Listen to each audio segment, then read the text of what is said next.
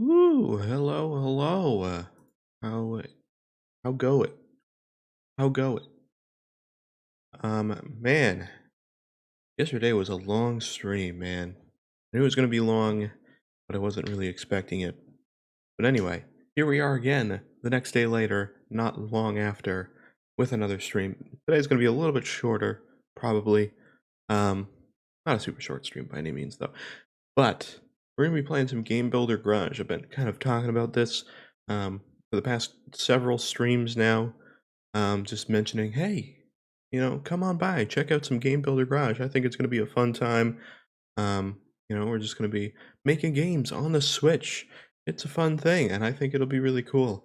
I haven't not touched it at all yet. It has come out. That's not completely true. I opened it for like half a second to make sure we could play it. We can. It is out now. And other than that, I have not seen anything outside of trailers and stuff. Um, which has also made me believe that we might have to do some tutorials, which might be most of this stream, so we'll see what happens. Um, but I'm excited with what we will likely be able to do with this. For those who don't know what this is, essentially Mario Maker and Mario Maker 2. If you've ever seen any of those, you can basically make your own Mario levels. There's lots of cool stuff you can do with it. Very stylized. It kind of takes after Mario Paint in a way. And the same team has put together Game Builder Garage, which is kind of like a general game maker of sorts for the Switch. And it has the same kind of charm and style that Mario Maker does. It's very cartoony, very animated, very weird and wacky. Even though the original Mario Maker was a lot more wacky than Mario Maker 2, Mario Maker 2 kind of removed a lot of the really wacky stuff. Not to say that it isn't stylized, it's still wacky in some ways, but Mario Maker was very wacky and Mario Paint like. But anyway, so I'm interested to see what this game offers, not just in terms of what can the player do with making a game. I mean, that's very important, but I want to see like some people that are hugely dedicated to making some really crazy stuff, some like really crazy stuff, really push it to the limits, and make some crazy game like things on this game. Because I think, again, and I stated this last stream towards the end of it, saying basically, if you're not somebody who wants to make, if you're not somebody who wants to make a game, at least get Game Builder Garage because it's not full price, because you will be able to play a bunch of really cool stuff that people make. To do that. I think it's going to be really cool. It might not be obvious now. Like, you know, you might want to wait and see some stuff like on Twitter of people like, look at this cool thing I made before you go, okay, I'll get it. But we're going to look into it on stream here today. See what's going down. See what this is about. I want to know what we can do here. I want to know the limitations too. That's the other thing. I don't know how limited we are and how big of a scope we can go. I know there's a bunch of different kinds of games. I know there's different tutorials apparently for different kinds of game types. So we'll probably go into the game type that is what I want to do. And I said this too. What I want to do, end goal, is recreate Rocket Bowl. At least a whole course level with all the pins. You know, and it doesn't have to be a recreation perfectly one-to-one. It just has to be like that experience of like doing like one course of Rocket Bowl. And I want to recreate that in this. So I hope we can do that. That would make me happy. That would make me happy enough to be like, yep, that's good. That is satisfying enough. There's other ideas I have, but that's my first one that I want to do. So that's what we're going to attempt to do. Maybe not this stream. Again, I don't know how much tutorial stuff we're going to have to go through, but I'm interested to know what we can do. Anyway, I will stop talking so we can get into it. The faster we get into it, the more time we can spend likely making the actual thing I want to make. So let us do it. So here it is. Let's go. Nice. I'll swap it over for myself. I could play in the stream preview, but I'd rather not. Okay, pair of eyeballs. Woo! Okay, so we don't even have the option for free programming. We have to do an interactive lesson. We can't even do this right now. Alright, let's do an interactive lesson. What do we got? Alright, so we're playing a game. We're this dude. Nice. Move and jump. I cannot jump. Hey, it looks like you need some help. Yeah, I do. I can't jump. What's with the weird look? Oh yeah, talking dot. Kind of strange. Got it. Alright, so it's got characters. I should introduce myself. You can call me Bob. Oh, perfect. Bob the Dot. Love it. Now that's out of the way. Let me just say, I understand your frustration. You can't finish this simple game, right? No, I can't. You can't jump by pressing B, so you can't reach the apple. Oh, I know. There's a good reason for all that. You see, the thing is, this game is still under construction. Yeah, I'm aware.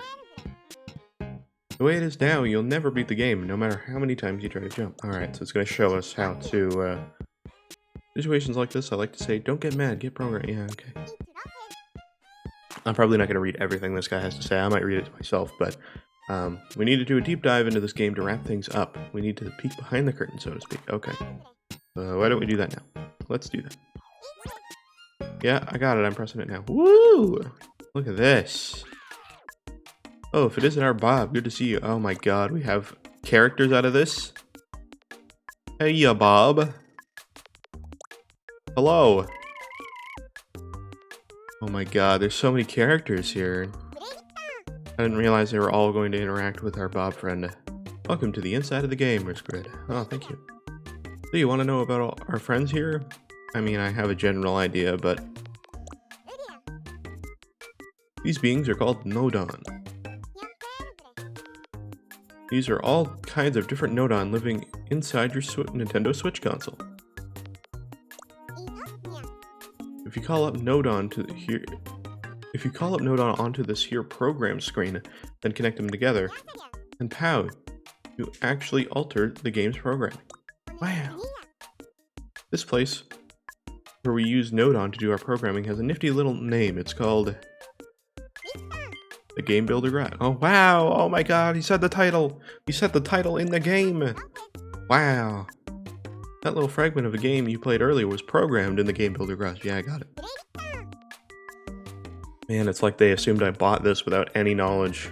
Also, Bob is going, like, at Mach 10. Holy crap. Let's get down to business. We'll use the Game Builder Garage to finish this game. What's with a blank look, riskRED? We're going to use programming to finish building this game. Wow! Not as daunting as it might sound. Yeah, okay, so where's the B button? Oh, it's down there. Wow, guys, this is going to be super complex. It's not like we just connect the B button to the jump button. See this output port? It's connected to the jump port. Perfect.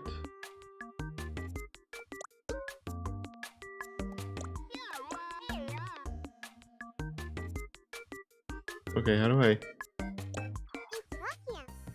Well then, oh, okay, it still was not letting me do it. Got it. Action. Wow. Back into the game. Let's go, back into the game. Now I should be able to complete the game. Great, let's go. Wow.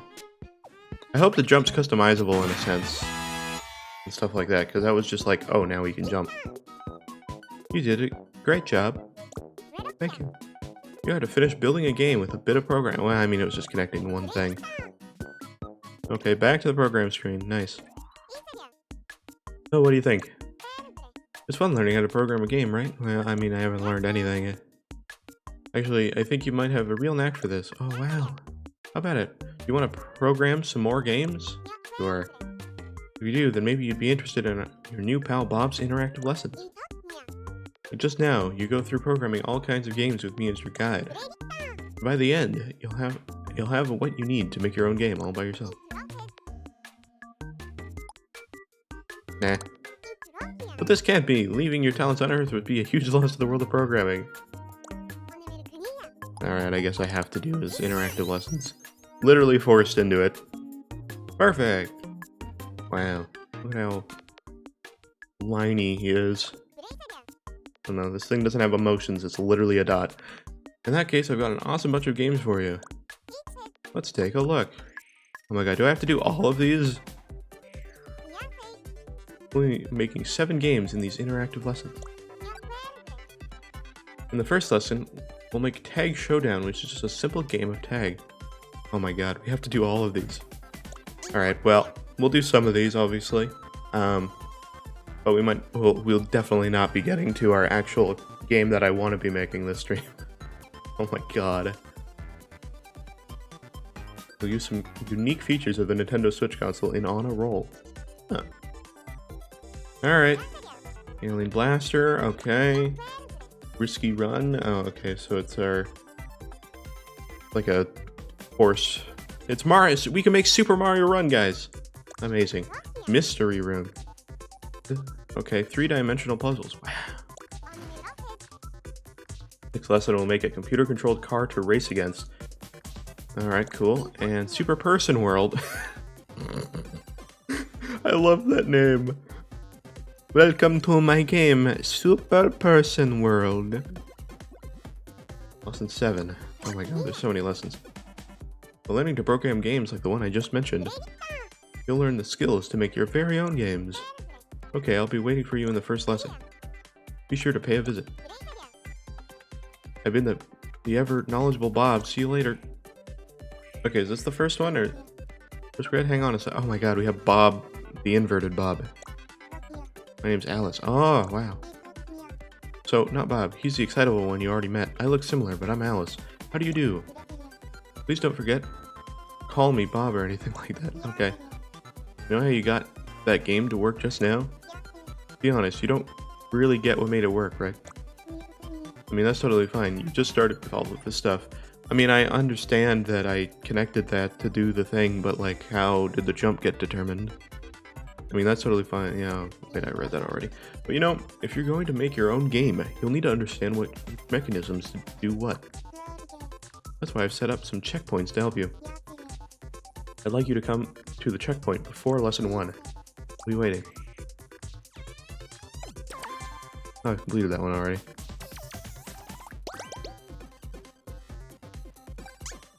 Oh my god. Wow, I can't believe they made a game out of learning. I just thought I would be able to just go in and do something basic, but I literally have to do all this. That's fine. Alright, make the person jump. Just in case you forgot, I'm Alice. And this is a checkpoint. What is this? You didn't explain what this is. The idea here is to test whether you really know your programming stuff. And how do we test? With a puzzle. Oh, great. Maybe this is a bit sudden, throwing a puzzle at you and expecting you to solve it. Well, let's see how it goes. Alright. The basics. There's something for you that I think will help. Your very own Alice's Guide. This will give you further tips on how to use Nodon to make games. Can you select this here? Okay, yep. What do you got? Wow. Why not use it to learn the basics of Game Builder Garage? Alright, we got the basics. Look at this dude. Okay, lend me yours and I'll give you the basics of Game Builder Garage. Wait, the screen you're looking at now is called the game screen. Yep, as the name suggests, this is where the game you programmed will play out. Here we have the person object. Try pressing B. Oh wow, you can jump! Great. But what made the person jump exactly? Okay, is this actually gonna give me like the instructions of like how it actually programmed the jump? Yeah, okay, I see that it connected this. But what does this do? Hey peeps, oh, it's the programmer again. Hello. Yes. Look forward to bashing some buttons with you. Nice. Okay, so I can determine... I'm already looking at some things, so like this is our person like thing. I imagine we can add inputs to the person, like different controls, not just these 4. And action, I assume we can specify what that does, and then obviously button, we can specify which button, I imagine. There's a connection up here. I want to know what this is about. This is where we'll program our game with the help of a host, Nodon. Okay, that's right. When it comes to programming, we're here to help. Alright. Each Nodon has its own special function within a setup. Yes, that's a button. That's a person. I got it. It is labeled with an icon and a title. That's right, the person that you saw back was the person Nodon's doing. Yes, I got you. It's weird to see, like, how do we place this guy in 3D space? I do see that in the corner, if you see up here, there's like a little axis thing, so I assume maybe we can switch the axis on the grid to be able to place stuff where we want. Just my thought, I have no idea, but that would make sense to me. The location of the person Nodon determines the location. Yeah, gotcha. For example, if you remove me right of the program screen... Oh, I thought I could do it. Yes, I got it. Whoop. Ooh, I moved. How do you think that looks on the game screen? Let me guess. Oh my god, he's over there. There you go, the person has moved over to the right. Wow. Take note, the program screen is the place where we position things that appear on the game screen, like objects or characters. Gotcha. I gotcha. Okay. Another thing to know about the program screen is that you can scroll it to find more space. Yeah, I was wondering that too. I disabled the scrolling before though. I think it might have made things confusing. Okay, so we got some space. We'll try moving up and down. Oh, we could zoom in. Wow, there's a lot of room there, actually. I thought it might get confusing if the screen was moving around here in my guide, so I disabled it. That's fine. But I think this feature will really come in handy when you're building your own games. Yeah, I would imagine. Okay, let's put the screen back to how it was before. No, I want to see how big it is. Okay, all done. Back to the main topic, I wanted to tell you how to make the person jump. If you remember, pressing B did the person jump. Excuse me. Did the person jump when we were on the game screen. I'd really like to get making my own thing. Hey, oh, that was my doing. Yeah, I got it. I see the connection, yes. These lines here represent the connections. Gotcha. You linked them up a while back, right? Yeah. I gotcha. Okay. I understand the signal thread. I get it. I understand. Is there like a button I can say where it's like, I understand? I'm not dumb. Okay. I gotcha. Now to pay attention to exactly which part of me. Okay, I gotcha. Wow. See where it says jump? But I get a signal at my jump port. That's my cue to make the person jump on the game screen. Yes, I got you. Okay. Yes. Let me sum it up. I got it. Yeah. Okay, it's going over it again. Yeah. Oh my god, I have to remove it. Okay, this is actually useful. So if I press X on a connection, I have to tap that. I see. If I click it, the icon shows up and that gets rid of it. That's actually useful to know. Press B. Oh no. Nothing, the person didn't jump. Oh. Gives me erase a connection. Yeah, I got it.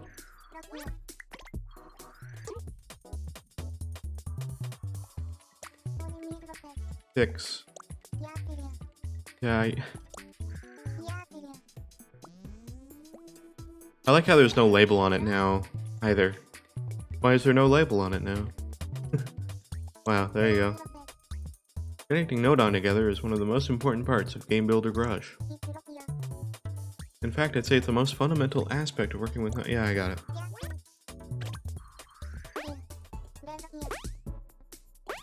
Over on the other side, the Nodon are toiling away to make the program work.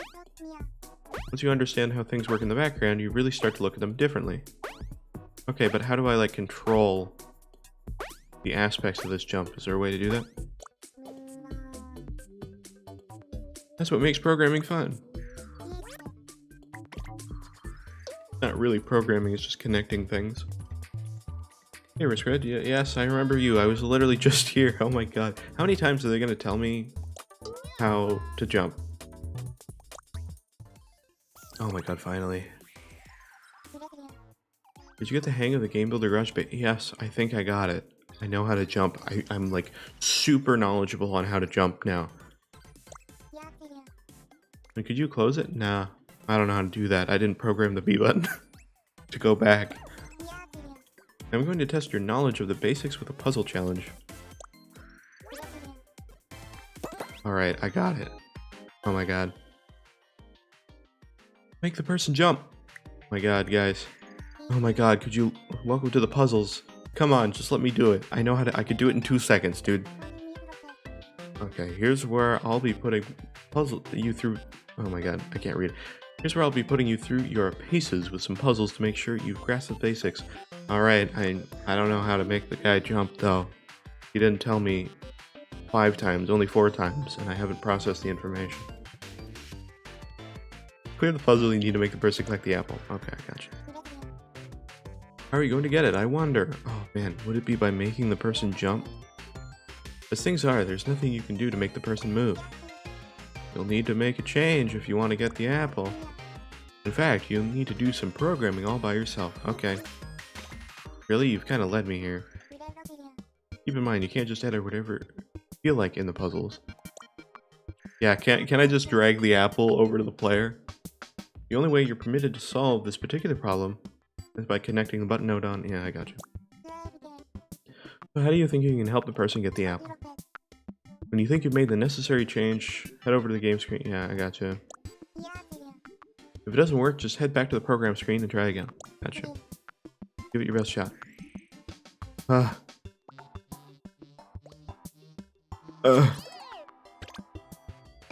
Oh, no. I didn't do it. Oh. Man. I really thought that was it, guys. Okay. Whoa! Okay. We did it. Wow. How do we do that? How do we do it? Wow. Man, we're gonna be making the best games so fast. Actually, it might take like a week before we get there if it took that long to teach me how to jump. So between each lesson, I'll test you with some checkpoints. Cool. I'll also be adding things to my guide every now and then. That's Alice's guide to you. Yes, I got it. So, if there's anything that's not clear, feel free to hit me up. Oh, do I not have to go into your guide? Perfect. Now, there's nothing holding you back, so let's get to lesson 1. Please. Oh no. I have to do the checkpoints to unlock the next thing, though. Alright, tag length about 40 minutes! Oh my god. Oh no, we're never gonna get to the... Okay, well, again, we'll do a couple of these and then I'll just do the rest of them off stream so that we can actually get into making games. Because, oh my god, 90 minutes for Super Person World! Holy god. Alright. Alright, well let's do Tag Showdown. Oh my god. Alright. Let's do it. Hey riskRED. Oh, hello, I mean Bob. I'm so glad you made it. Welcome to the interactive lessons. Just in case you forgot, I'm Bob. Wow. And I can't wait to start working with you. Well, it's a day to remember because you're going to make your very first game. Oh wow. I'm gonna make Tail Tag from Fallout Guy or Fall Guys. I'm about to say Fallout Boy. Wow.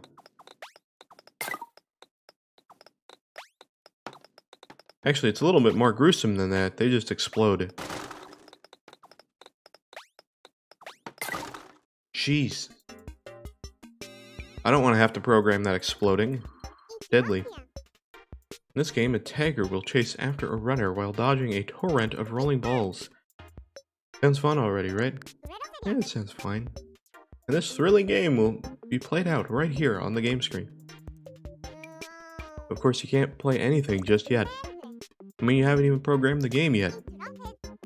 I realize. From now on, the programming that you do on the program screen will be reflected right here on the game screen. Without further ado, let's head over to the program screen. Okay, thank you. Hooray! Welcome to the program screen. I feel like after this first one, I'm going to know pretty much everything I need to know. Welcome to the program screen. This is where you'll call up a nodon and program your game. First, let's get our player character up and running. Cool. For that, we'll need to call a person nodon. Gotcha. Got it. And a person... Ooh, there's a UFO. Hello, peeps. I'm a person nodon. Nice. Jesus. Don't jump scare me like that. Nice to see you, riskRED. Now the programming starts. Perfect. Great stuff. Time for me to step into the limelight, peeps. Okay, so what happened after we placed the person nodon? Let's take a look at the game screen to find out. Press this button to switch to the game screen. Gotcha. Hey, look, there's a person. And here's our person on our blank, empty game screen. Putting the person nodon on the program screen makes a person appear on the game screen. Yeah, I got you. Next up, we want to be able to control our player character using the controller. Try moving the person with L now. No, it don't, nothing happens. Oh no. As you can see, the person isn't moving at all. This is where the programming comes in. Let's get our player character mobile. Alright, back to the screen. Input. Input, stick, this one, left and right. Stick nodon. Wow. You're riskRED, right? Yep. I don't like this thing's voice. It sounds really weird.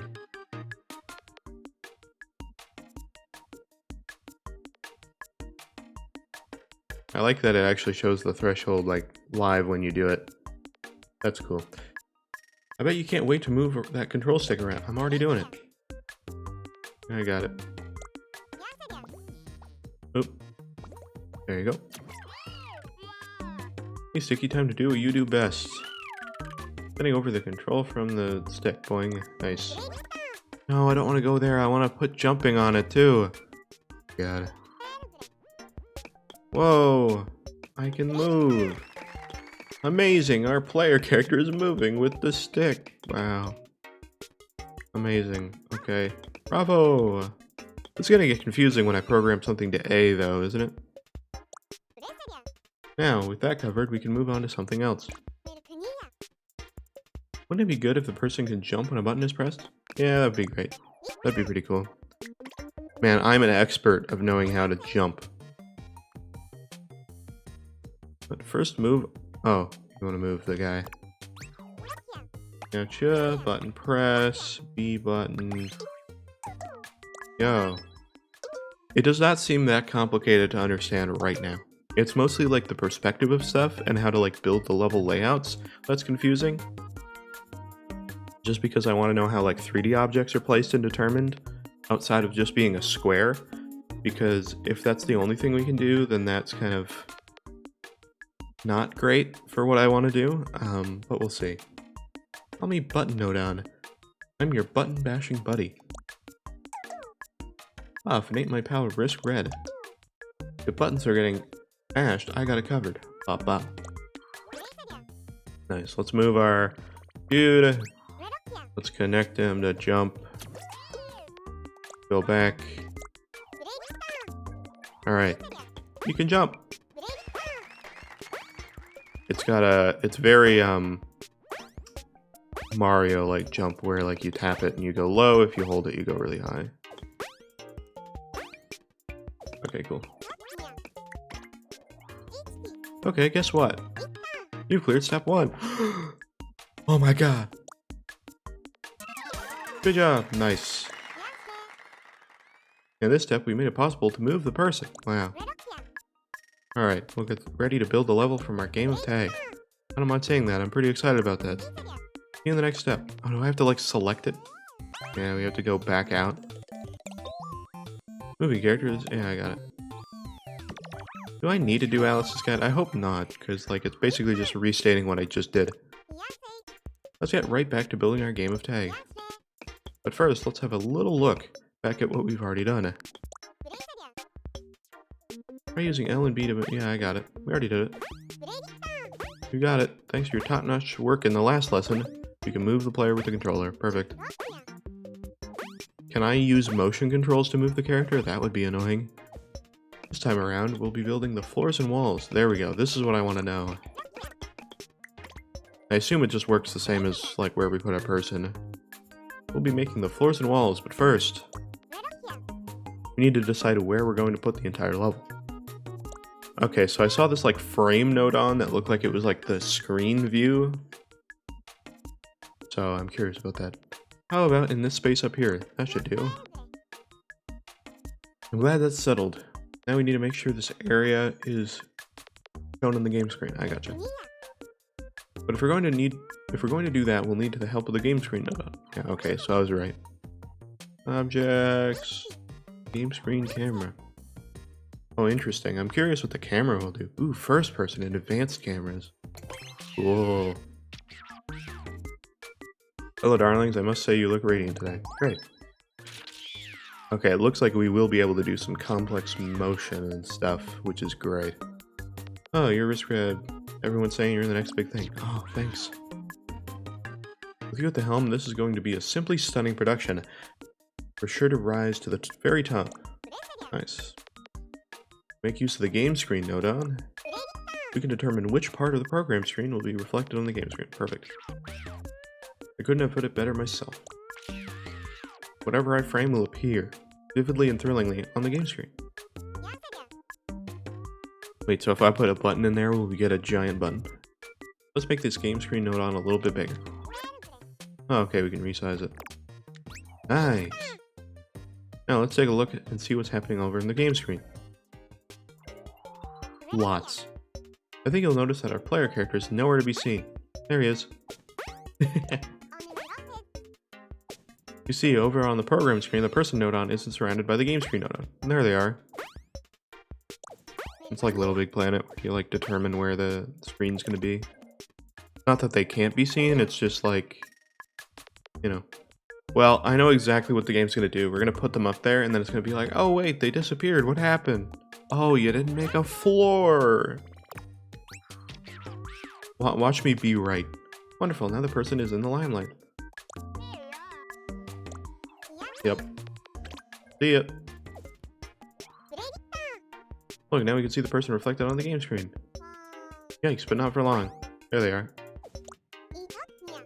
Oh, but anyhow, now we know that whatever is surrounded by the game screen and node on the program screen will be reflected on the game screen.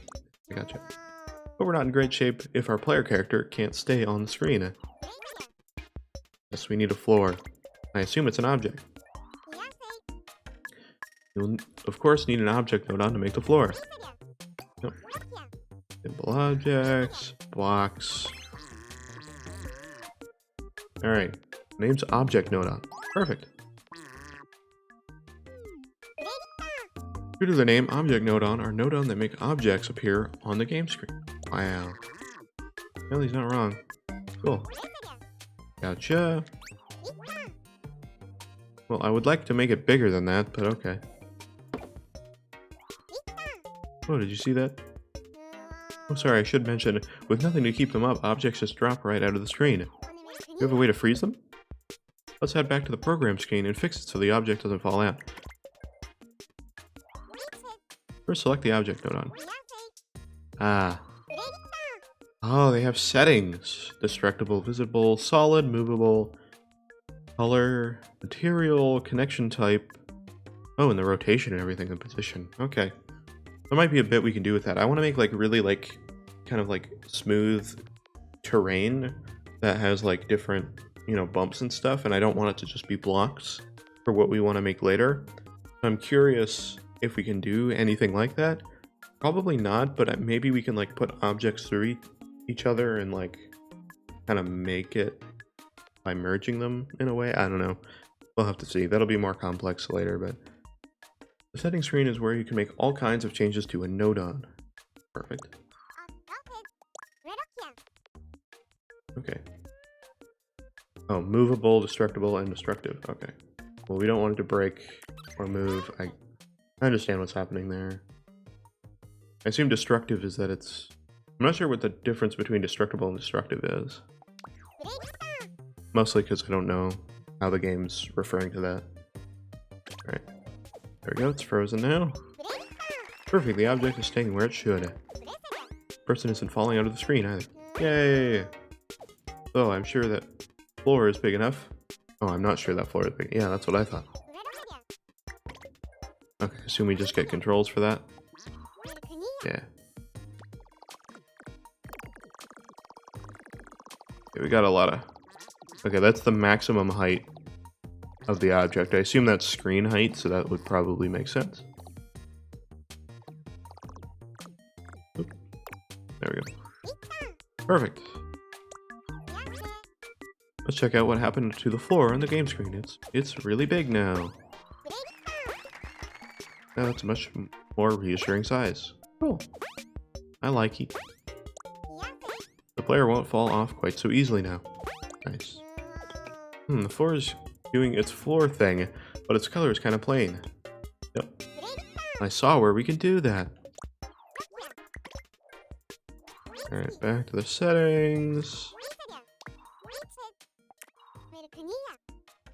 Here's where you'll be able to select a color for your object. Let's try making it brown. I don't want it brown, I want it purple. I want it lime green. Lime. Yeah, I can't change it. Apparently you can use a mouse with this game, which I did not realize until recently. Yep, that's a brown floor. And the floor is now brown. Wow. Awesome. It's the chocolate game. Well, the floor is all taken care of. If the player goes past the edge, it'll just fall off again. Alright, see ya.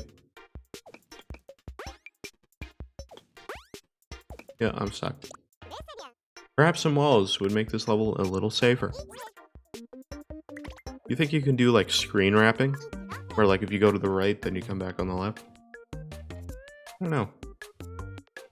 Just like with the floor, we'll need to make use of object node on to create walls.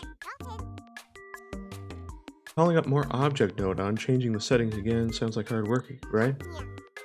So let's just save ourselves some work and just copy the floor to make walls. What? We can copy? Oh, we can. Alright. I gotcha. I'm gonna resize you.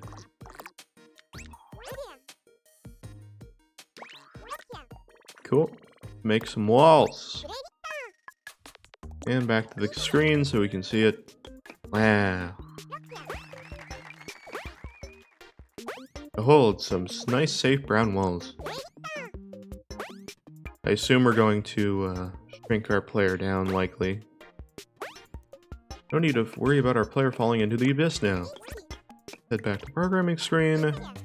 Okay, let's see. Yes. Oh, that's step 2. Alright. Nice. Alright, let's get to step 3.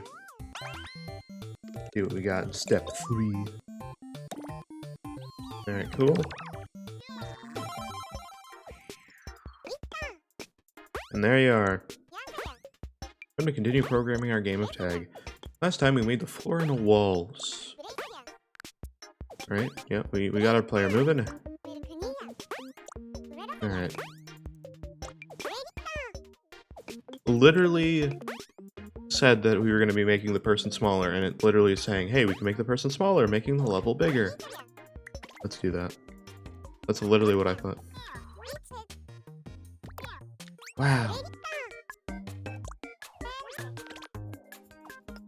Wow, look, the level's huge now. As you might have guessed, it's shrank in size. There's a lot more space to move around in, right? Yep. I think we're all set to continue building our level. Okay, so we're just gonna have to place a lot of objects, I guess. This is where we'll liven things up by placing a whole bunch of platforms. Start by selecting this object. Okay, yeah. Copy. Make a tiny little baby platform. Oh, I see. Hop on me all you want. I won't. Hop on me all you want. Oh my god. I won't break. Cool. Really? I would think we want more platforms. Okay, we can't go through it. Is there a way to do that? Where we can go through the bottom? Like Smash platforms? I feel like I'm just making Smash now. Can't afford Smash Brothers. I'm gonna make Smash Brothers in Game Builder Garage. Let's head back to the program screen. Okay. I think you're ready to try making a sloping platform. What? I don't think I am. I think that's too complex for me. Alright, let's select this thing. Copy. Oh, it's literally a rotation tool. Oh, a bit smaller, I guess. Rotate it so that it's on an angle. Whoa! Oh, wow, I've gone all slidey-wide. Cool. Alright. Can I not just copy that one, like flip it? Apparently not. Oops. There we go. Perfect fit. Let's see what changed on the game screen. Wow. Now we have 2 sloping platforms. We do. Things are going great so far. But we still have a few more platforms to create. Nice. Let's add some slopes in the bottom corners. Alright, let's do that. I'll take it over to here. That looks stupid. I don't like that. Nice. Okay, let's make another one. Definitely would like to get a mouse for this. Might do that. Time to check it out on the game screen then. Oh, you can't combine objects like that though, where they like merge into themselves. So that makes me happy, knowing that, because with our rocket bowl like thing that I want to do, we could probably just get away with doing stuff like that. Unless there's a more complex way to make terrain, but that might be the way we have to go. Select the object node on in the middle there. What are we doing? Copy it? Oh, we're making another one. Okay. Make it a bit smaller. Okay. Next, we'll add some platforms on either side. Okay. When do we get the game logic? Copy? Got enough platforms now. Okay. Wow. Oh, this is looking pretty great. I don't know about that. We're in poop platform land. Or chocolate land, whichever. That's probably the better thing to say. It's fine though. Go ahead and move around a little bit using L and B. Yeah, I'm literally doing that. I think Bob is blind. Just think of all the action-packed, pulse-pounding games of tag in store for you. I can hardly wait.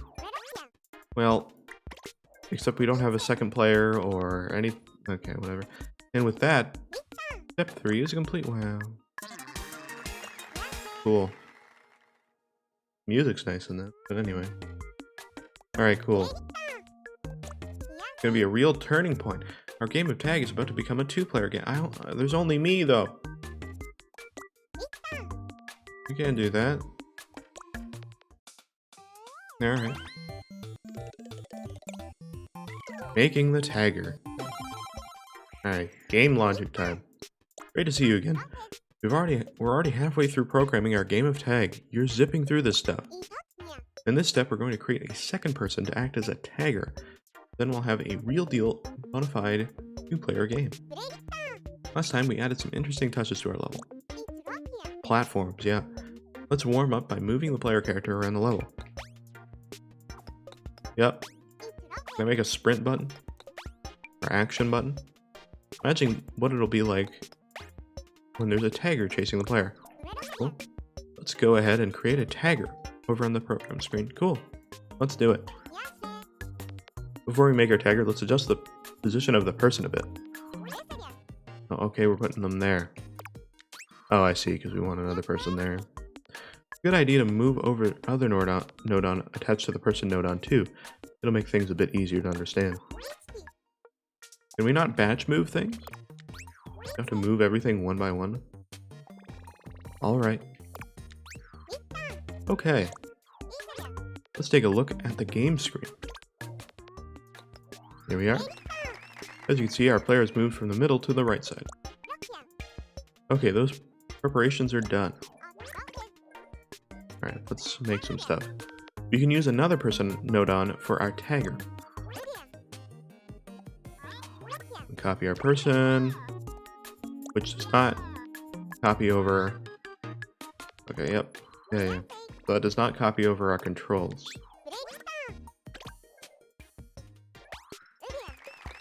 Get out of here. I'm gonna push you off this platform. I'm gonna do it. Oh my god. There's like no air control with the jumps. That's the only thing I don't like. Get out of here. I'm gonna push him off the platform.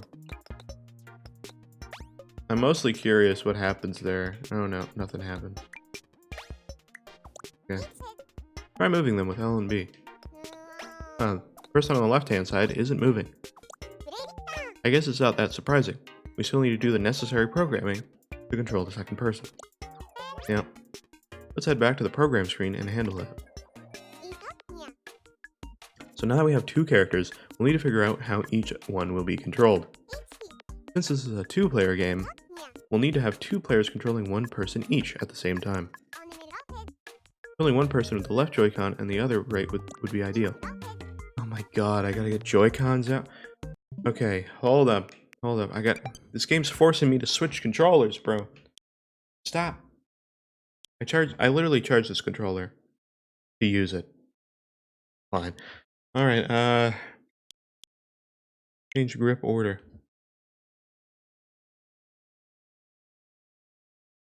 Wait a sec. I got it. I guess this will be player one. It'll be the pink. Green.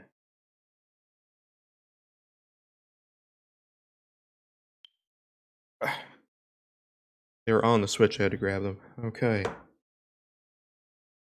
This is numero 1. This is numero 2. There we go. I now have to use this tiny little controller to play the game. Great. Thanks. Let's arrange it so that the tagger on the left-hand side moves with L and jumps with L. What?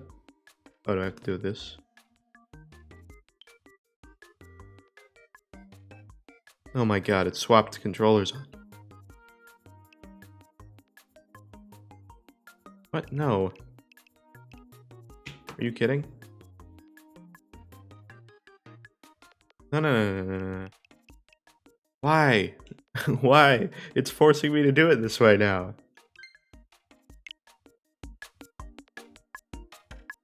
Oh my god, what is happening?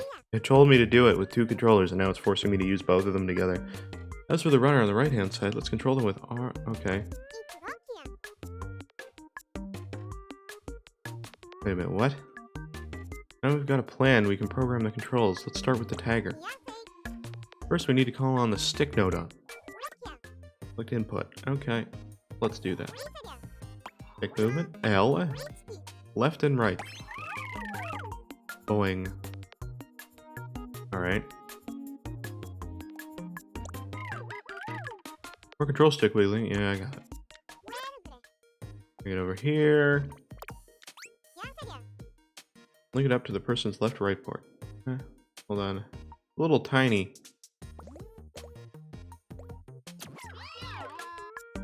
Good to be collaborating with you, Sticky. Alright. Cool. Now we'll bring up the button node on. Cool, let's do that. We're doing L.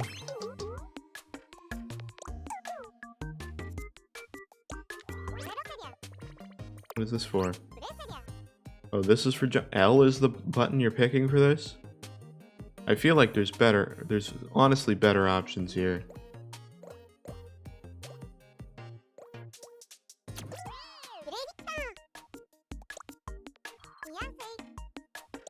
Okay. Oh, so we change them. Yeah, I want to know how to do that, actually. Like, so that we don't have to make a new one. We can just, like, change this one. Click the stick. Oh, we can do it in settings. Nice. Oh, we can set, like, thresholds and stuff. That's weird. Now that that's done, you'll be able to control the runner with R instead of L. Oh, so I'm going to be playing it with both, like, this. That's weird. This one's also chroma keyed out. That's wacky. Anyway. Now close the settings screen. Select the button node on. Oh, I see. We gotta change this. Do we, though? Stable B. R. Oh, that's cool. I like that. Cool. Alright, close this.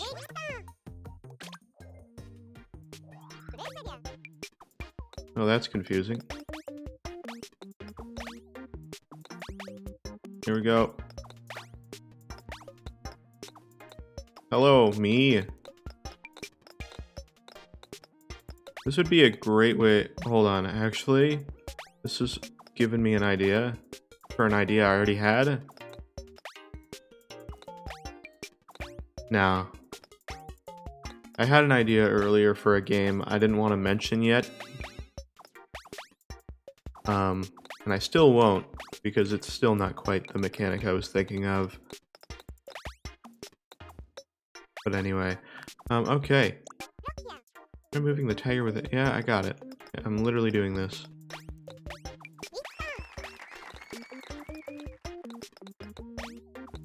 I'm gonna get you. Oh, I stuck. Did I jump off them? Wait a minute. Can I jump off this person? Oh, I can't. I can actually jump off that person. That's crazy. I wasn't thinking you could actually do that. Excellent, okay. Yeah, I got it.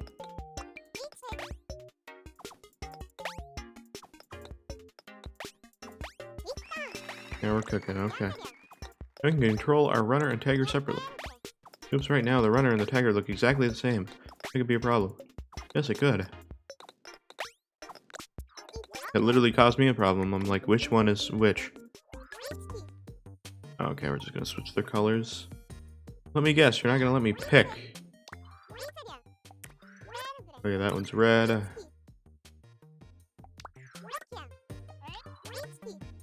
And this one's blue.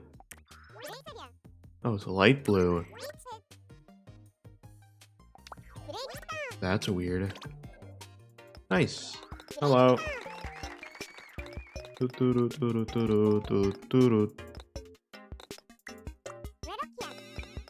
we can easily tell the tagger and the runner apart. Well, not really. They don't have any unique abilities. Other than they're on a different part of the controller. Can we make it even better? It's a game of tag, so we should make it so that something happens when the tagger catches the runner. Yes. I didn't even run into them. Nothing happens. Nope. That's understandable. If we want to make something happen, we'll need to do some programming first. Yes. Let's make it so the runner is destroyed when they collide with the tagger. Violent Nintendo. First select the tagger's person node on. Gotcha. Guys, I'm a real programmer now. Look at this.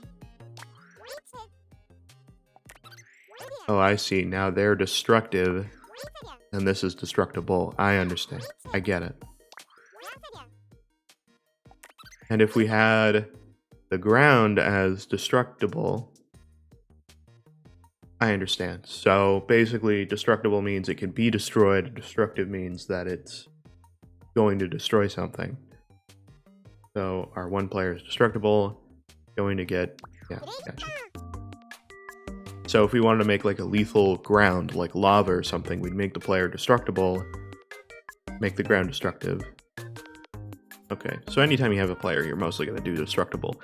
In this case, obviously not, but because we need one to be able to destroy and the other one not to. Okay, cool. Hello. Ah! That was so cool. We made the tagger completely destroy, or he can destroy the runner. Okay, I thought he said that we like can demolish them. The runner breaks, that means that the tagger caught the runner. In other words, the tagger won. Our game of tag is now a true two-player game. I mean, yeah, but the tagger's eventually gonna win. Need like a timer? Oh, redo. Ah. Alright, this guy is scared for his life. He has no way to win. This way you could start the game. Okay, yeah, gotcha. Alright, he doesn't have to die again. Okay, everything seems to be in order. Step 4 is clear. Those are 5 more steps. We're basically done at this point. Yeah, gotcha. We're adding in a feature to even up the odds a bit. Oh.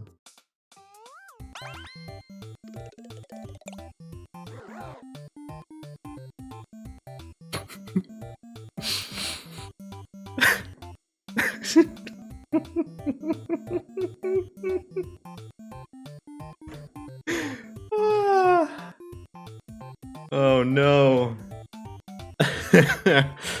Oh, Nintendo. I mean, I'm fine with it, but I think... Alright, we're moving on to step 5. Unleashing the balls. Why? Why would you call it that? Hello, good to see you. We're about to begin the second half of lesson 1. Oh wow. Let's quickly summarize what we've done so far. Alright. Yeah. Oh my god, I have to try it. Yes, I can run. I can also commit suicide.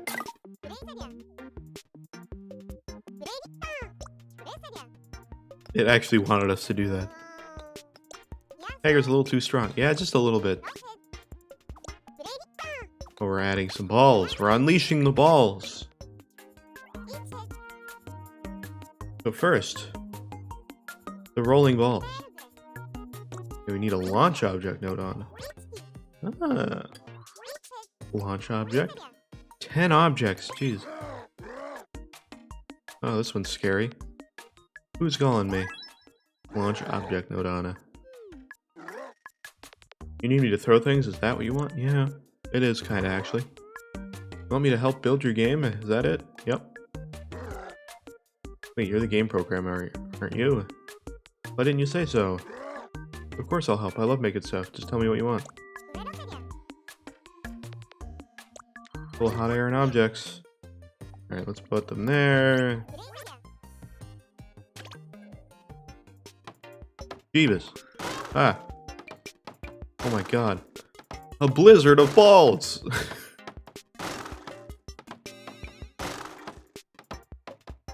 Oh no. That's exactly what the launch object node on can do for you. But the balls might be a bit too big. Nintendo. You could have just called them like spheres.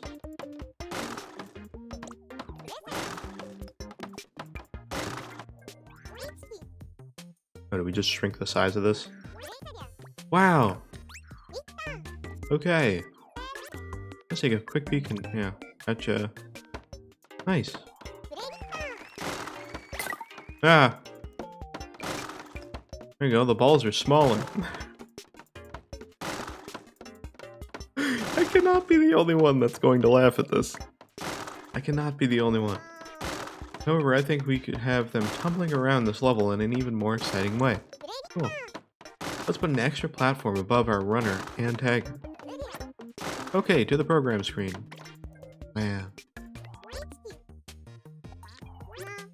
Yet. Ah. Ooh, and it's rotated. I like how you're thinking, Bob. We should make... Okay, I was gonna say, we should make another one, dude. Not really fair. Good job. Wow, thanks. You did so much. Whoa! And now our Tiger and Runner have a little shelter from the torrent above. See that? Oh, what a lovely day to go outside. Ah! I think the torrent is a bit too powerful right now. The balls aren't rolling. Right, are they? We can adjust the power. Okay, do that. Select the launch object node on. Settings. Launch speed. Before. I feel like the launch interval is too quick too.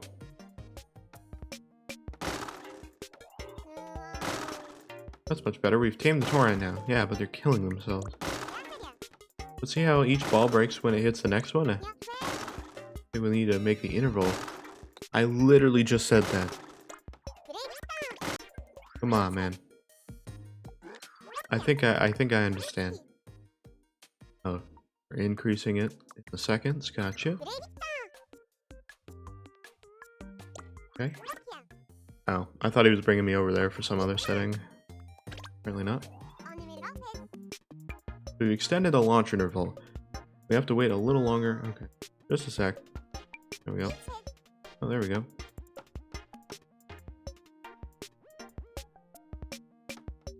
Wow.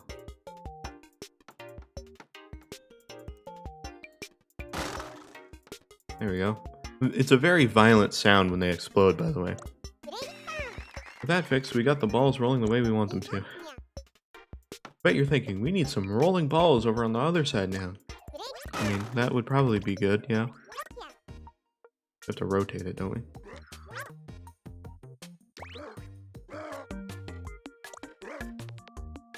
Okay.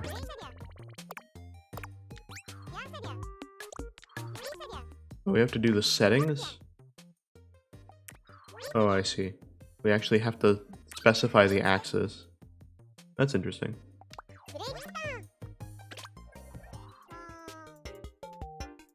Phew. There we go. Wow. Now our shower of spheres comes from both the left and the right. Kind of predictable now, isn't it, though? But there's still something we need to fix. Try moving the tiger. Oh yeah, he won't die. As you see, our tiger isn't damaged when the ball hits. Yup. Well, he can protect our other guy. Let's fix it so the tiger breaks when the ball hits. Programming time! Wow. Selecting the tiger's person node on. Yeah, we'll just set it to destructible, right? Or destructive? Yeah, destructible. Because the tiger is still not or the runner, sorry, is not destructive.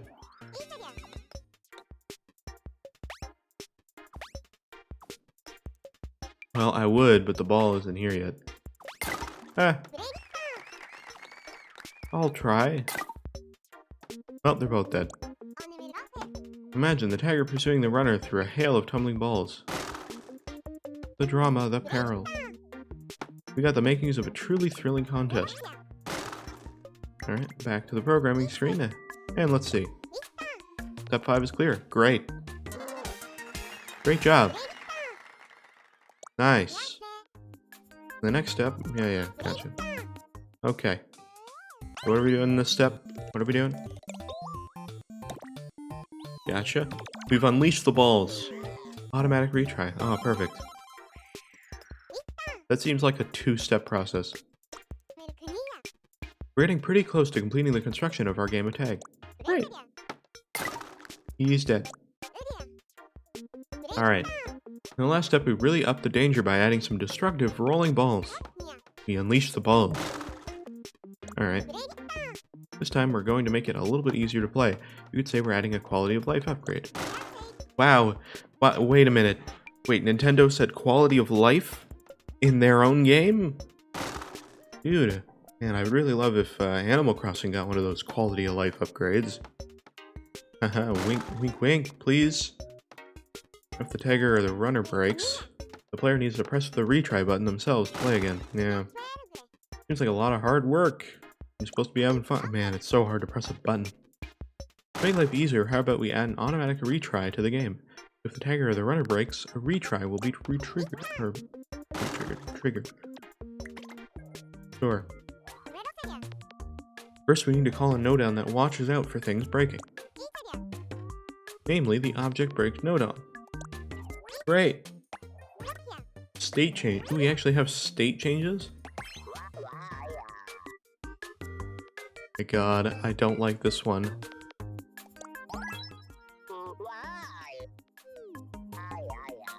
Why do they sound like robots from WALL-E? Alright, there's something you'd like to ask me? Okay. If the tiger or runner breaks, we'd like to let you... we want to know. I'll take care of it. Sugar, don't worry. You worry about a thing. That's what you're looking for. Why don't you open the settings and take a look at my check what setting? The check what? Oh, I see. Person. Yeah, we just want person, right? Nice. That's the way to do it. I'm all set. I'll keep a lookout for a person breaking. If that happens, I'll be sure to let you know about it. Don't worry about it. I got you covered. Just focus on what you do best. Okay. Yeah, let's put them there. Next, we'll need another node-on. One that makes the automatic retry happen. Assume that's in output. Yep. Change world vibrate. Play background music. Play sound. And other. I want to know what's in other. Retry. Oh my god, it's Eeyore. Oh dearie me. Why does it sound like an old man dying? Well, if only I had my time to do over again. Oh, it's an old timer. I get it. It was only yesterday, my backside was itchy, and I thought I was on my own, so I gave it a good scratch. Then when I turned around, all the other node-on were there looking at me. Oh, I wish I had a do-over for that. Wow, it's not like you're literally that. Okay, now the game will restart every time a character is destroyed. By the way, I did it the reverse way because I didn't know if that mattered. It does not. I imagine this is going to be a pretty fast restart. I don't think we want it to immediately... No, it's fine. As you saw, if one of the characters is destroyed, the game automatically restarts. But don't you think the interval between the character breaking and the retry is a little short? I mean, it wasn't that bad. I thought it was going to be worse. I thought it was going to be an instant, like, cut. How about we slow it down a bit? I'm totally open for that, but... Oh wait, we're deleting it? Oh, we actually need to add an interval? There's no, like, selector in between? Alright. Timer. Nice, so we have a multiple connection. We get that into the timer, we have to wait a second, and then it sends it to that. We have delays, everybody! Alright, let's, I know what to do, let's just do it.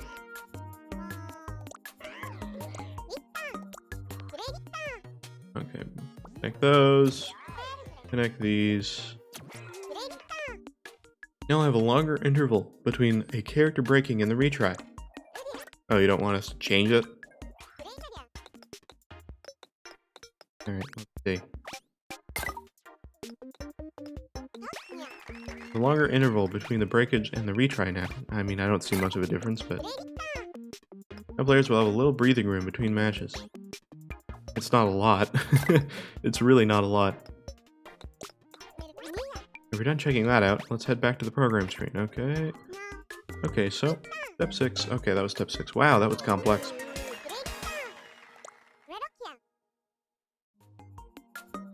In the final step, I'll show you how to add some riskRED magic.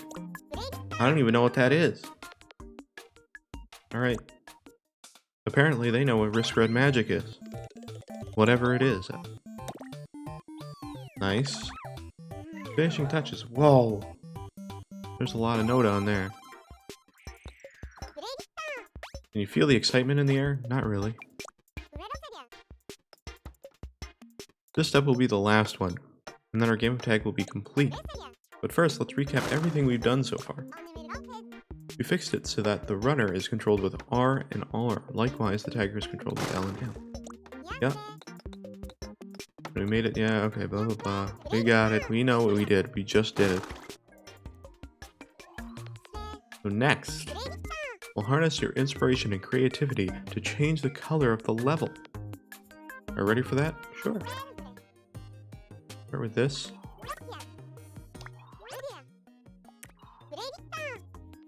Okay. Black, oh, that's perfect, that's what I like. Close the settings screen. Well, it's only going to be the floor now, and that single platform. We changed the color of the middle platform to black. Wow. Now, what I'd like you to do is change the colors of the other platforms to whatever you like.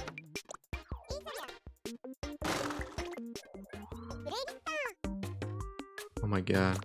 You're going to change the color of every single object node onto whatever you like. Oh my god.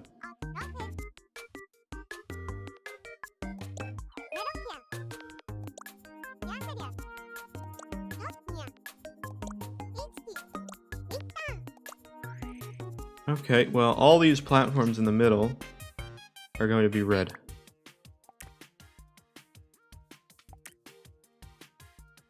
We're adding that riskRED magic. I know what the riskRED magic is now.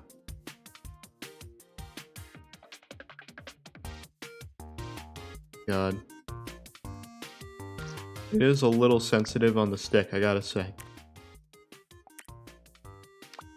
Okay, we can just back out by pressing B. We don't have to, like, go all the way to the X.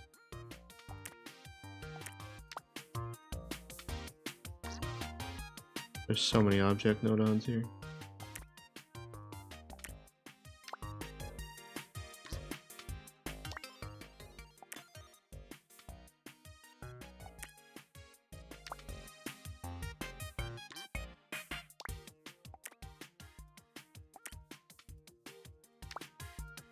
I have to go through all of these and change them. Oh, that's red already.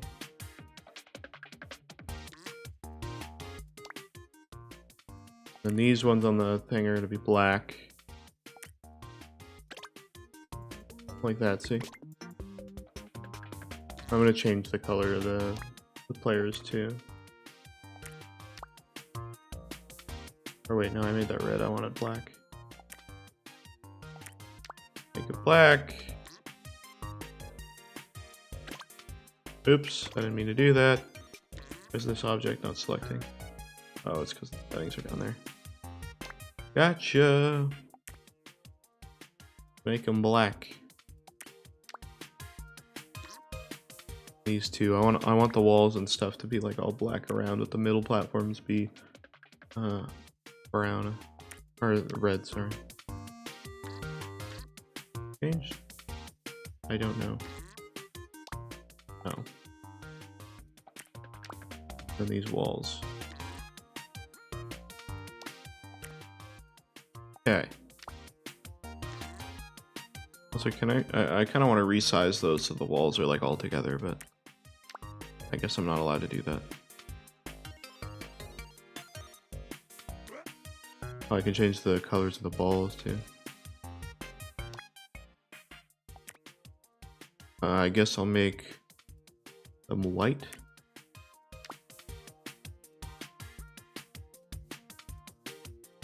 Can I change the player color?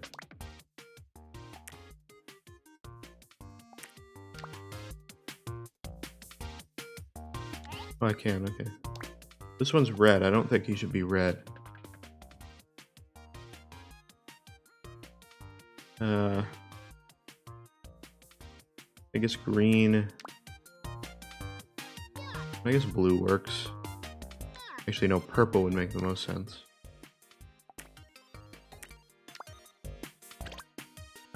There you go.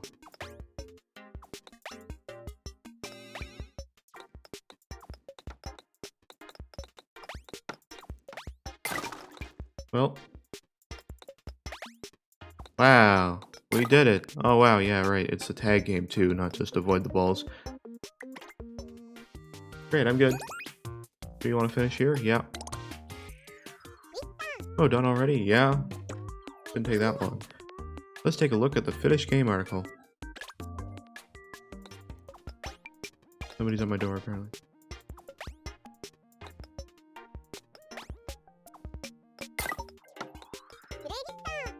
Ooh, what style? What fair? Color me impressed. That's literally what I did. I added color, get it? With that, I can declare the development of this game is complete. Fantastic. And what a magnificent game it is. I mean, it's not that complex, but, you know, whatever. Making a game, eh? That's the sort of thing okay. Cool. Right on schedule. Get it? Because it's a timer. Oh my god. Do I have to hear from everyone? Apparently.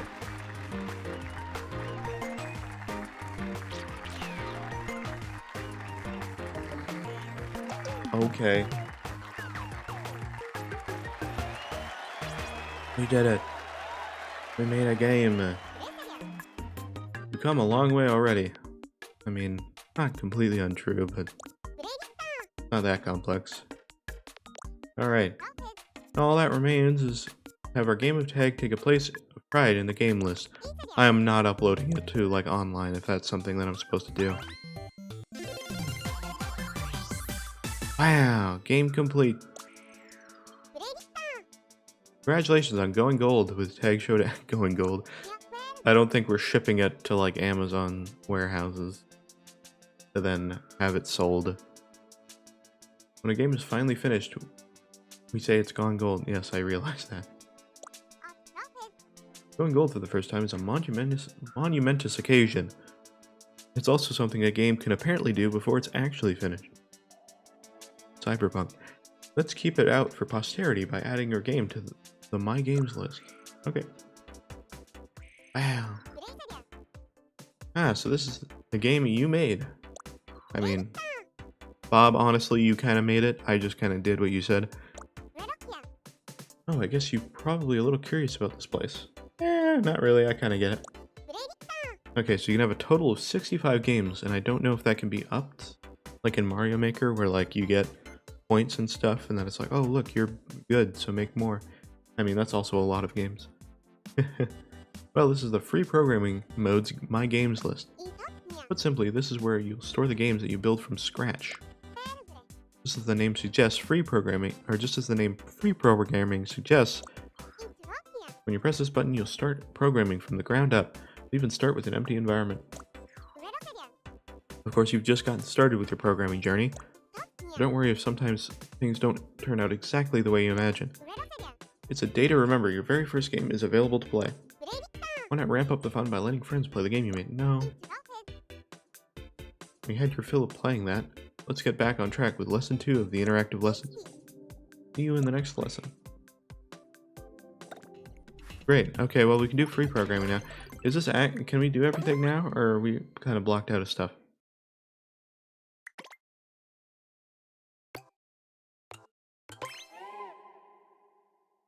Okay, we have some stuff. Now what is this? We can actually kind of explore. This has done nothing. What is this? Plain dome cuboid. Grass. World lighting. Nighttime. Oh wait, does this actually like affect the actual world? Okay, outer space. We're gonna be no.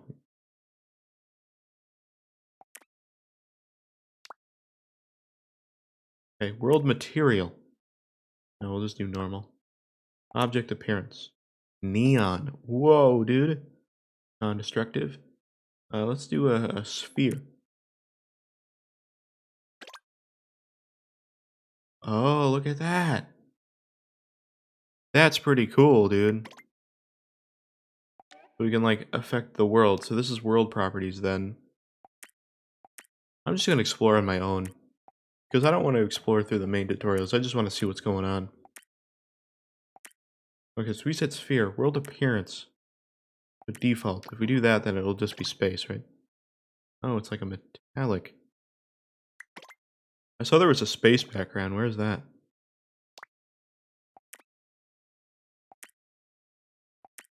Pitch black? I don't want pitch black. Nighttime. Tiles. Ooh, look at that. That's fun. Yeah, let's how do we delete like that? Yeah. Okay, that's fun. Interesting. Okay, so I want to try something really quick. We have like a basic world. That's fine. What I want to do right now is I want to go to, so we go to objects, right? We go to like fancy objects. We say sphere. There you go. Here, right? So we have a sphere. And we make it like, you know, this big or something, right? That might actually be a little too big, but whatever. Get the idea. So make it this big. Put it on the ground. We say input. And we say button press. Or we say stick movement. How about that? L up and down. Well, like, well, we can't really do anything with it, right? No, so we just have a sphere. But we can't actually move anything.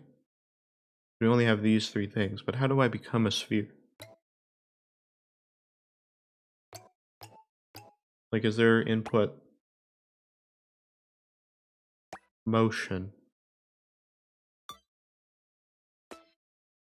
I'm trying to think like how you would make a thing do something. Right? Like, oh. Oh, wait a minute. What if I do input, or sorry, objects, characters, and I do like person. I don't know what these corner pieces are. That's what I want to know. Oh. Oh, so now that person has a sphere on them. That's strange. Can I toggle the visibility of this then? Other.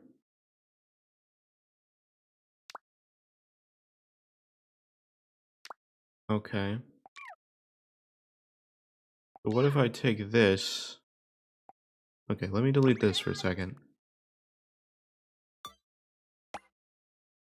So I have stick movement. But I have to have something in between to say the object's controlled. So how would I get...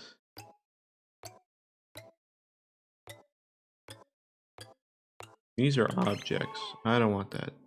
Go away. Logic. Okay, that's just straight logic. Comparison, angles, converts, calculates. These are all different things. And these are like a bunch of different things. I mean, these would make me think...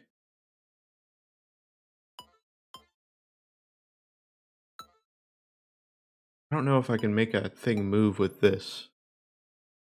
Like I would think that... I mean, this is an angle thing. This doesn't even connect to this, so...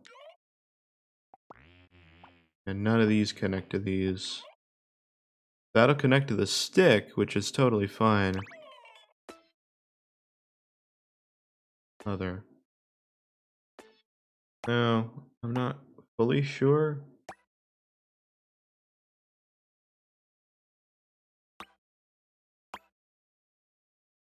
This is what I don't understand. How do I determine how to tell a sphere how to move? That's what I want to know.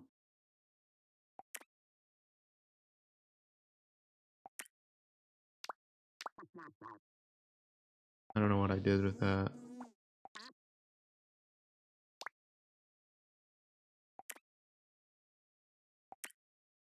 What does it say? Okay, I'm not sure what that is either. That's just color, that's material, I don't care about that. How do I become sphere? That's what I want to know. I want to become the sphere. Because once I figure that out, then I'll figure out exactly like what you're supposed to do. And I don't want to go through like 50 different tutorials. I mean, I'll probably do it anyway, but I don't want to do it here on stream right now. I don't want that. I would think it'd be like the logic in the middle, but nothing seems to be like, you know, something like that.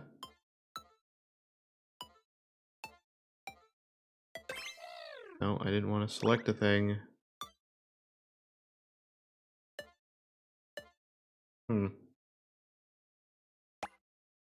Maybe there's something here. That's just on start.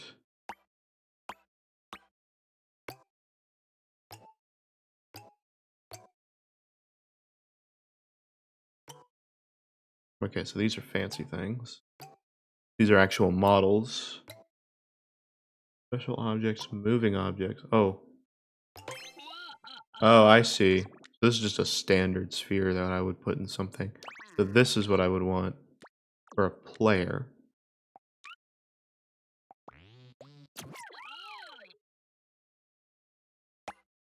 Right? I don't actually know which is what here, but I'm hoping that if I just do this, it'll like maybe do something.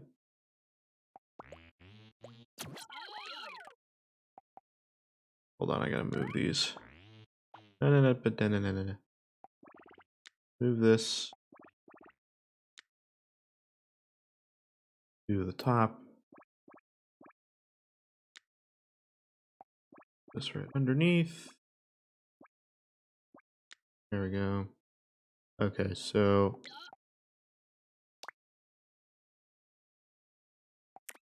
acceleration or speed. I'm not sure what that means.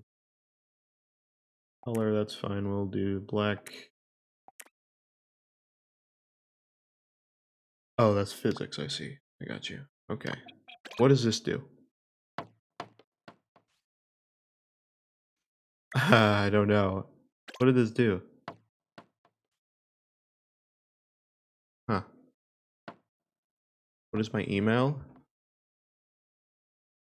Sean is asking. I have my Gmail is my Twitter. So that one's probably what you would want to use. I mean, I was pretty sure you had my email anyway, but no, it's good. Fine. I have no idea what that did. Oh. I see.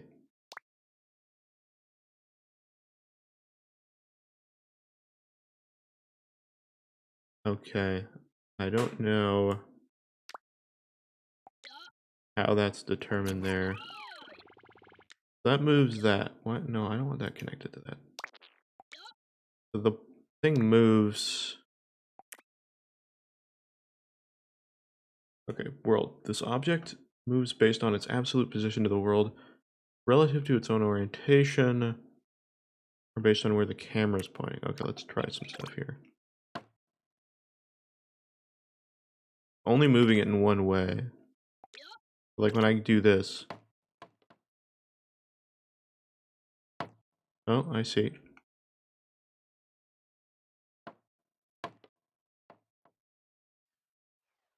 I think I've inverted the things in the wrong way. I think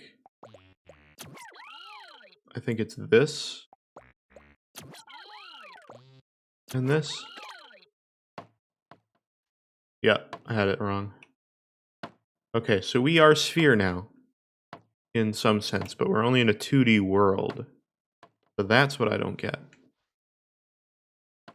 But we are a sphere, and seemingly I am not locked to physics. It seems like I'm like, you know, just able to go wherever. But I mean, at the same time, really, I would just want to delete this, and that would immediately disable my ability to go up and down. Right? Yeah. So I can't go up, but I can roll. But I can roll freely where I want to go, which is great.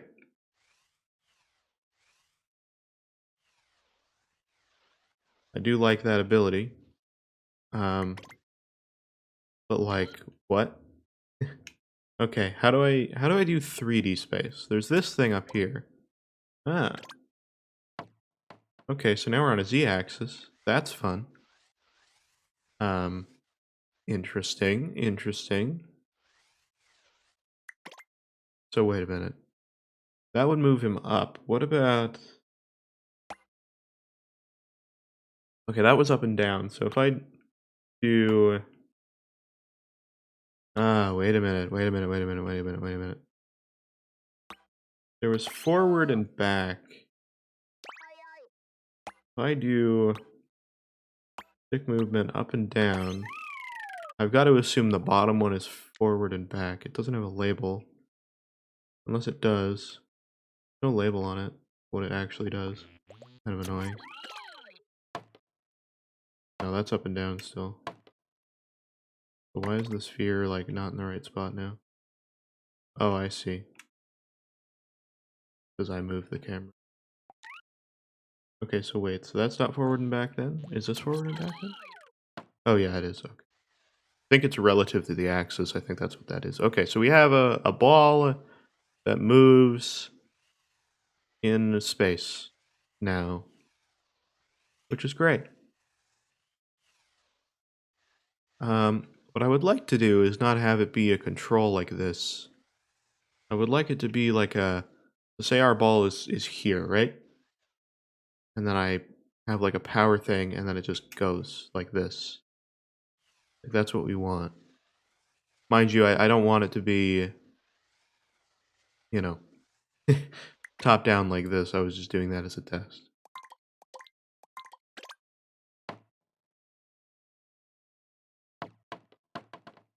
Seems like when we're in this view, we cannot go forward and back, though.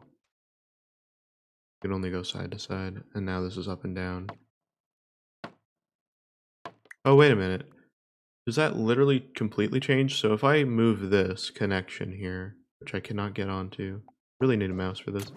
Would that do forward and back? Yes, I see. So the axis actually changes when we do that. Okay, there we go. Oh, Jesus. Oh, God. The acceleration's a little fast on this.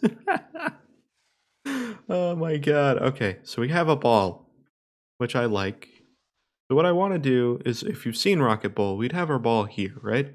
And we'd want to do it, and then we'd want to shoot it, and then it would just go, and then maybe we could curve it. Maybe not that fast. I think the ball fell off the edge of the world. Anyway, the ball be zooming. It do be zooming. It's pretty fast, I have to say. I think we can modify some of those settings. First of all, it's in acceleration. I want speed. Um, I don't know how we're gonna affect the speed of it. Maybe it's settings in this. Yeah, like maybe we can cut this down, be like half. So then we're locked out of moving it any faster. There might be a better way to do this, but this is just my immediate like testing of it. Yeah, so this automatically makes us way slower. It snaps really quick though, which is a little awkward. A little too slow. This isn't even how I want the controls. I'm just playing around with it. What I want to do is I want to have it like a power meter where it kind of gets built up and then we can shoot the ball. But we don't even need like the joystick thing. I just wanted to see how that worked. Oh god, that's not any faster now. Okay, whatever, dude. That might not be the best way to do that anyway. Actually, likely not. There's probably something in here that'll allow us to slow something down. I don't know where it would be. Maybe here? No, that's definitely got to be the logic in here then. That's the more complex stuff that I don't know right now. Oh no, now this ball's just not fast at all anyway. Oh, that's the speed mode, I see. Wait, how do I set the speed then? In speed mode, how do I set how fast it's gonna go?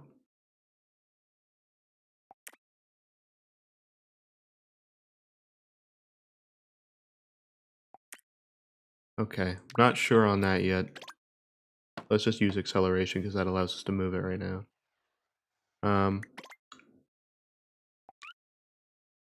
Okay, so let's actually try to do that like power thing. That's what I want to try to do. So let's actually get rid of this. But what the power thing would be like a B button press would move it forward, but we don't want to do that yet. Let me try to think of the logic here, because most of this logic is like AND gate stuff, and like greater and, you know, less than. So, happy Friday, Risk? Why, thank you. Good Friday. It's a casual Friday. We're finally able to explore this game rather than just doing the tutorials for like the first 40 minutes. So I'm happy about that. No, I didn't want a timer. Actually, I guess I would want a timer, right? Like, so... Okay, hold on. Wait a minute. Is it showing? Yes, it is. Wait, can I move this, please? I don't want to grab the thing. Okay. So, let's zoom into this a little bit. So, the button is pressed. Wait. I don't want that to go in a timer. If the button is pressed... Basically, I think the way that the power would have to go. This is like programming knowledge that I have only really done since high school, so forgive me. If the button's pressed, then we want to have something that says like if it's pressed again after like a certain amount of time, then it will go. If you have the button pressed after a certain amount of time, then you'd want it to like reset.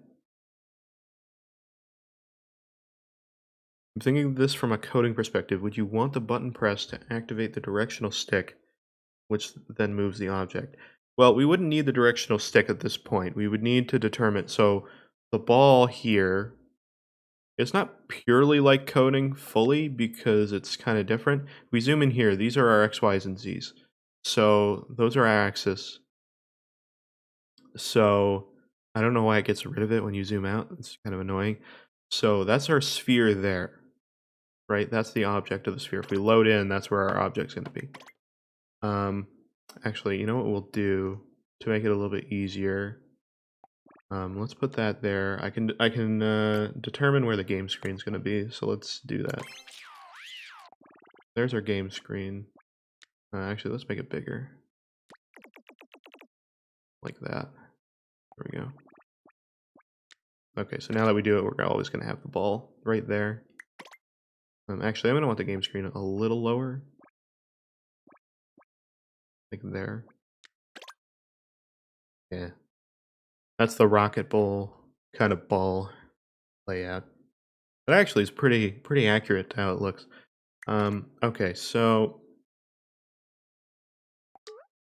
we have the ball. So what we'd want to do is we want to have the B button activate speed, like basically boost it after it gets pressed. And we'd want to make like a power meter too, which I have no idea how you would do in this. I guess like, let's just try to like make a visual of a power meter. Because I think what you could do is there was like an object here that was like a text thing, like a text box. Text object. Ooh, number object. Effects. Okay, these are just effects. I don't need effects. Extending objects? Maybe we could do with that. Wait, texture. What is a texture? Some of this I just don't understand because I don't even know what we have as like options. I'm definitely going to go through more of the tutorials. I just want to play around with this right now and kind of just see what we can do. So this is a texture. What does the texture look like? Nothing. What about the sensor? Or was that? Was that an input or output? Sorry. Sensors. You're right. What is sensor? Acceleration sensor. That might be something.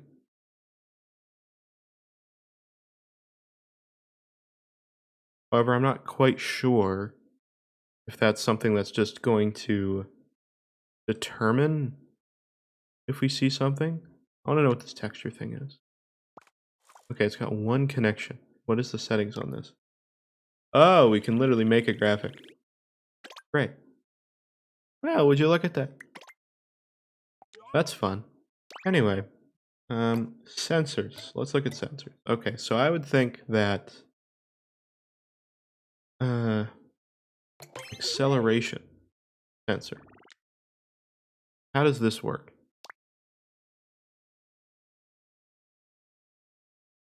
I don't know.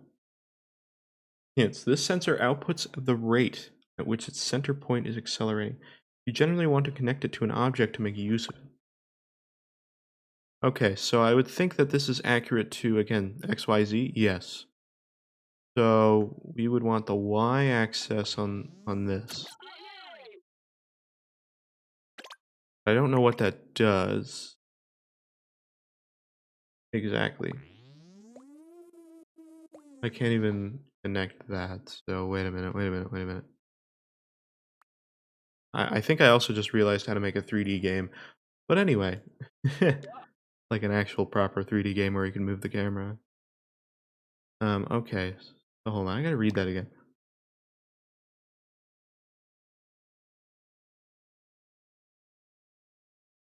The center point is accelerating.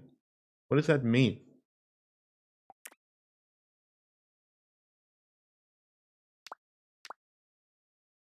Why would I? Why am I wanting that? What am I wanting from that? I understand that that's going to move that. Oh, wait a minute. What? I can move it to this?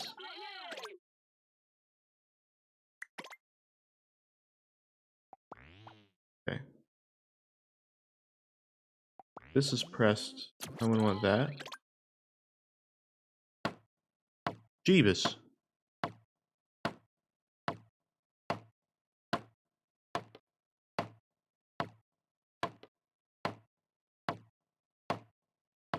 We've made a bouncing ball. Hold on. What if we do this? Okay, so wait.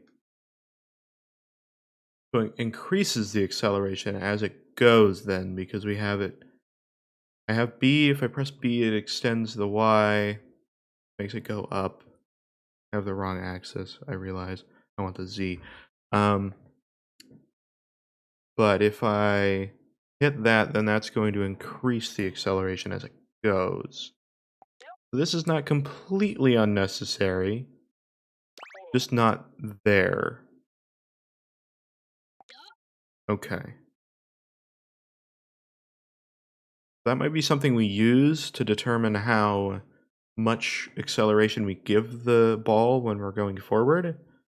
But at the moment, it's not that right now.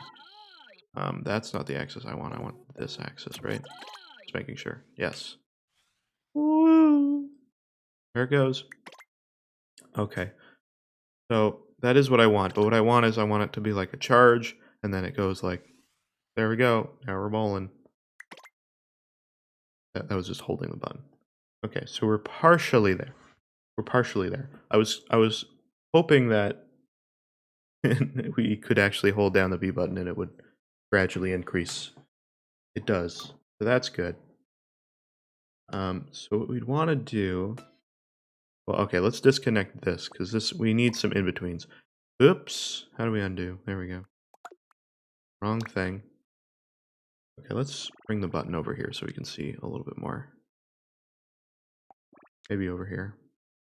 So, button being pressed needs like, not a delay, but we need to figure out like how long it is before it determines.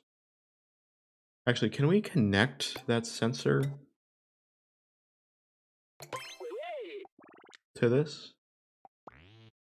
No. Okay, so that's not quite how that works then.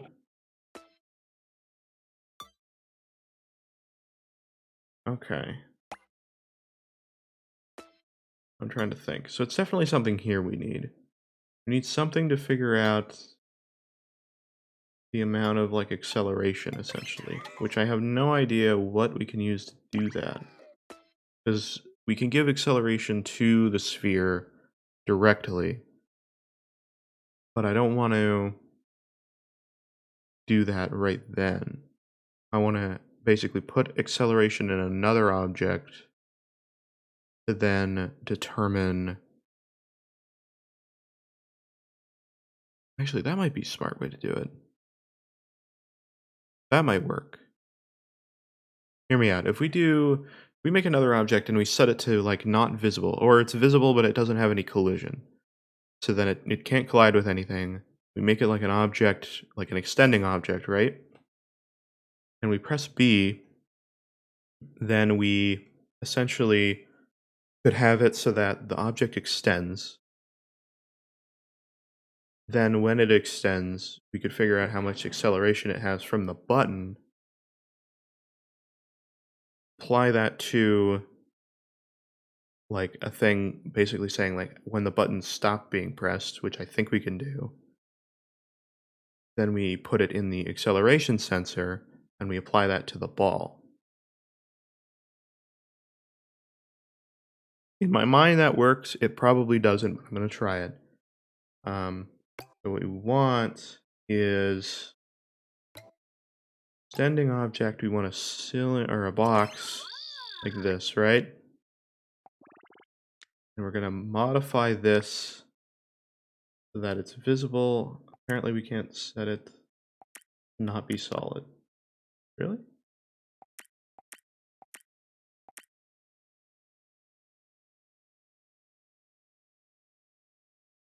Oh, okay. It's not solid and it won't ever be solid anyway. So basically this is made exactly for what I want it to be. Okay, so I want this to be extend in the x-axis. I want this to be like this. I want it to be down like here. I'll put it on the... I'll put it up in the top so you guys can see it. Oh, this little top hat, yeah. Well, doesn't quite do what I thought. It goes out both sides. Can I modify that so it doesn't? It only goes out on one side?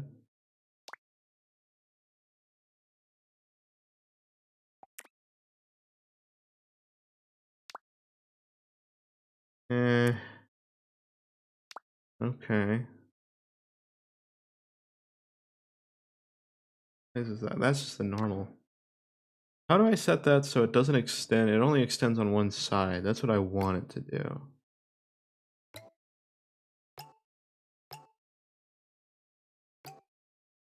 Hmm.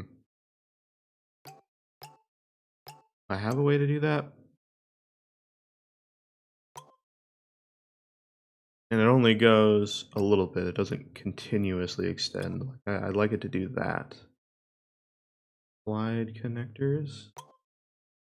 Y slide. What is this? X slide? Okay, what is this? Okay, it's an object, but I can't see anything.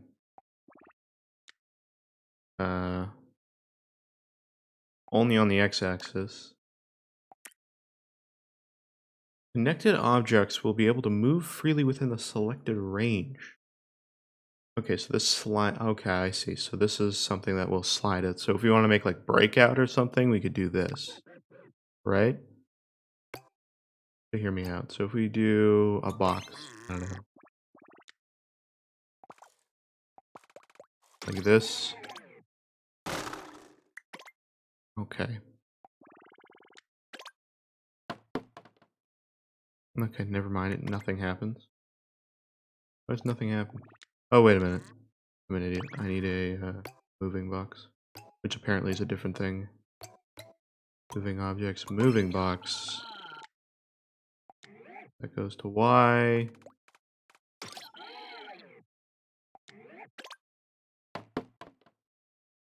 No. Okay, I don't get that either.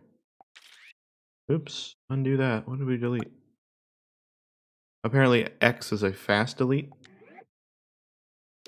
Okay. I don't know how I want to do the thing that I want to do. I want to get like a bar that moves. I thought I had it with the special or the extending. That doesn't seem to do what I want it to do. Those are just standard objects. Yeah, and those aren't anything. Launch objects? I could also do what we want, but I would want it to be there right then. Like, we could almost have it do that, right? Where, like, we do... Because, like, we were introduced to these launch objects already. So if we say, like, launch 1, we do this. And I set this to the z-axis. And technically this would already be a built-in way of what I want to do, but I want a bar. So this would basically do everything we'd want. You need to be Z, right? Then we just say B launch. And there you go. I mean, that's basically literally what I want.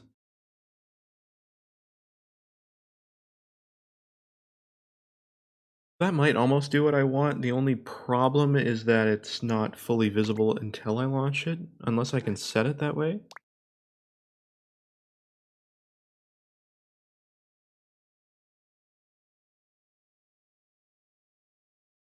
No, I don't think it can be. Also, launch speed, I want to be way higher, like 50.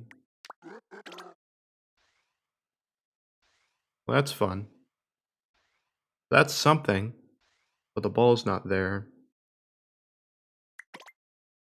So that's almost what I want.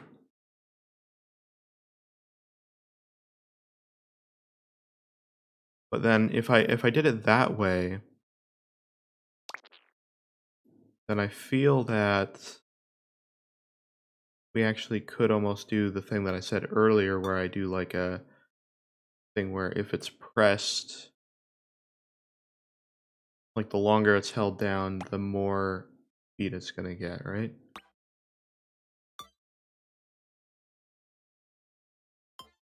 Uh, but I don't know how we do that either. I wouldn't want a timer.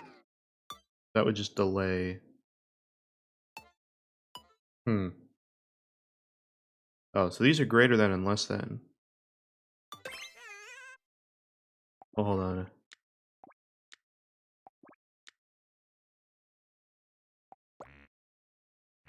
Wait a minute. So if this goes in, okay, wait a minute. I think we can do it with these.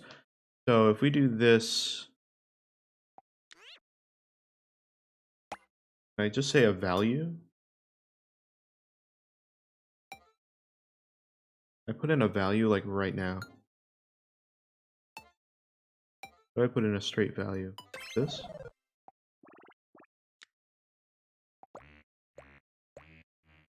Oh, these are counters.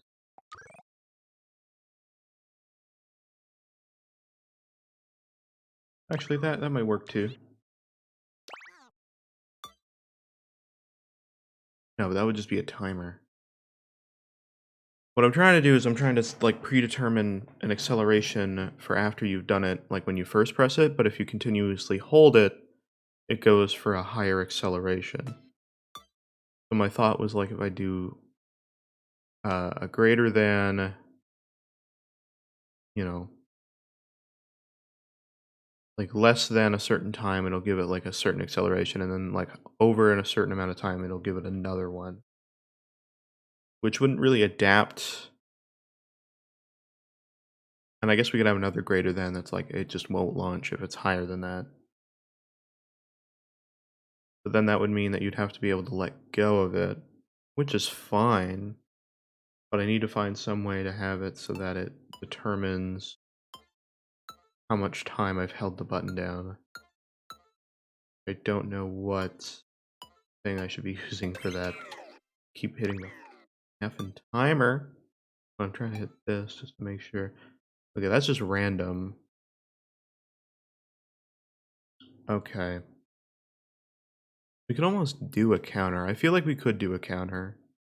We do like a counter from the button that it counts up. Yeah, actually that seems like it would work, right?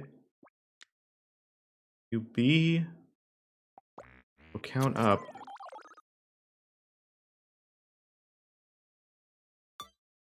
if it's greater than, I think this one's greater than.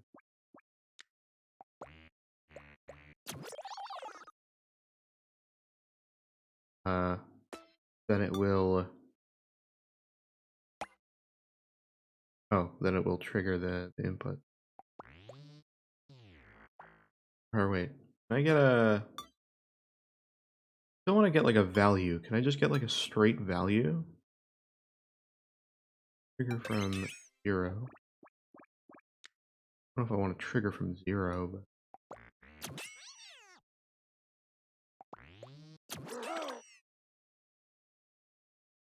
that does nothing. Well, it has no value to be greater than, that's the problem.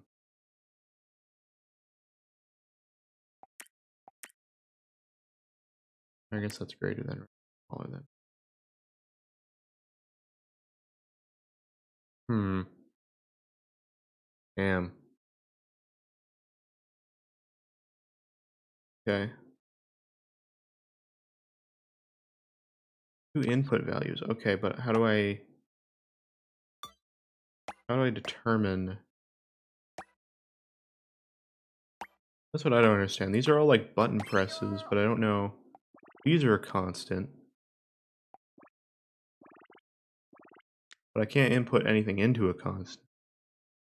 That's what I don't get there either.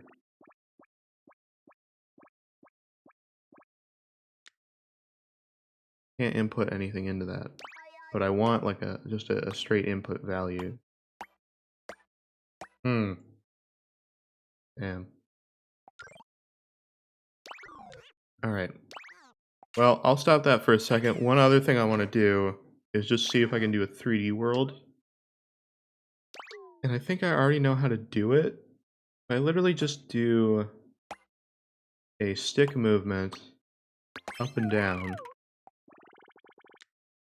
Then this would be the Y, right? And then if I do a left and right,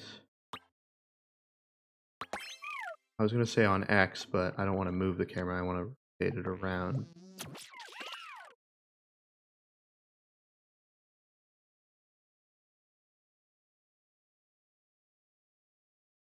Won't let me go any further. So it's locked me there because it only has a certain range. So how do I... Yeah, see how it only has a certain range? What if I go here?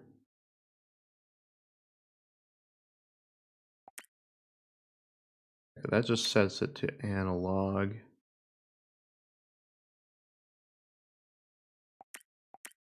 That's left and right. Okay, so I have it set up the way I want it, kind of. It's not continuously going that way though.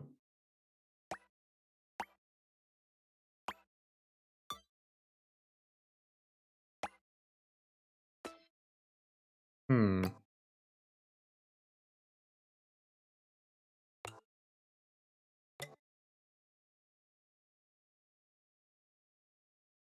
Angle, camera position.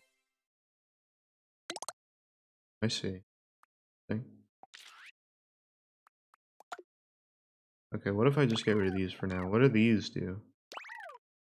Maybe I'm trying to complicate something that really doesn't need to be. Like I could just set it to this other type of node on and it immediately does what I want it to do. First person. Head, right hand, left hand. That's funny. Camera angle. Oh, I see. Was that actually a lens type? Oh, it's field of view. Okay, 90 is pretty standard, so I'll keep it there.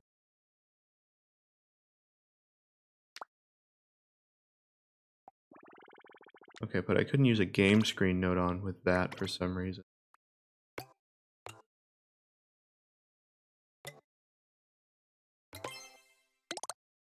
Oh, I see. So that's camera angle. What camera direction?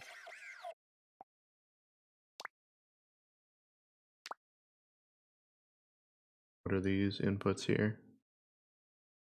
Up and down and horizontal. So wait a minute. So if I do this, down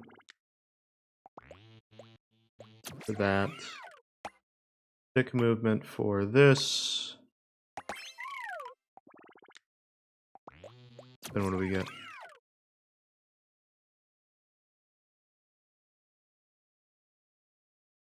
Okay, I can move it up and down, barely. Can I have it continuously go that way? And not just like a tiny little threshold amount of my stick?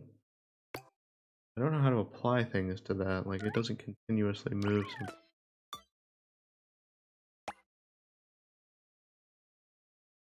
Hmm.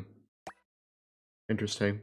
I'm definitely gonna have to do more of these tutorials because it's not so much that, like, part of it is the fact that my programming knowledge is like completely like degenerated over the years, but also the fact that like it's partially programming and also like weirdness in terms of how this specifically works.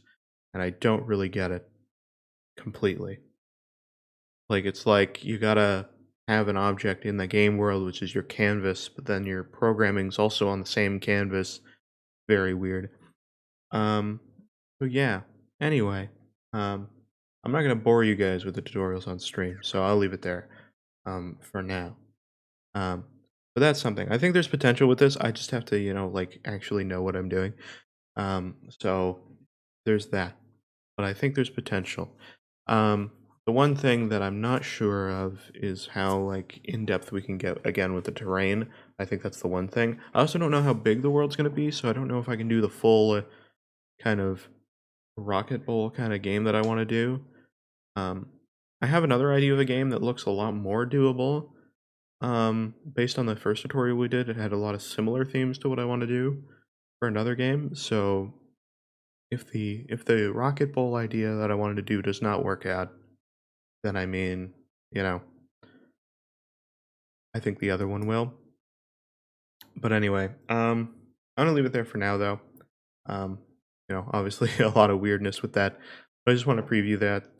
Um, I think there'll be a lot of times where we can kind of open this up and play other games that people have too. There's no like um way to like access people's games right off the bat. You need to get like codes, and the only way you can get codes is by people like sharing their stuff on like Twitter or something. There's no like browser in this specifically. I think that's a little annoying as well. But I mean, if you're just looking for stuff to play, then go on Twitter. There would definitely be stuff from people. Um, I imagine there's already like a full recreation of like, you know, Skyrim in this at this point.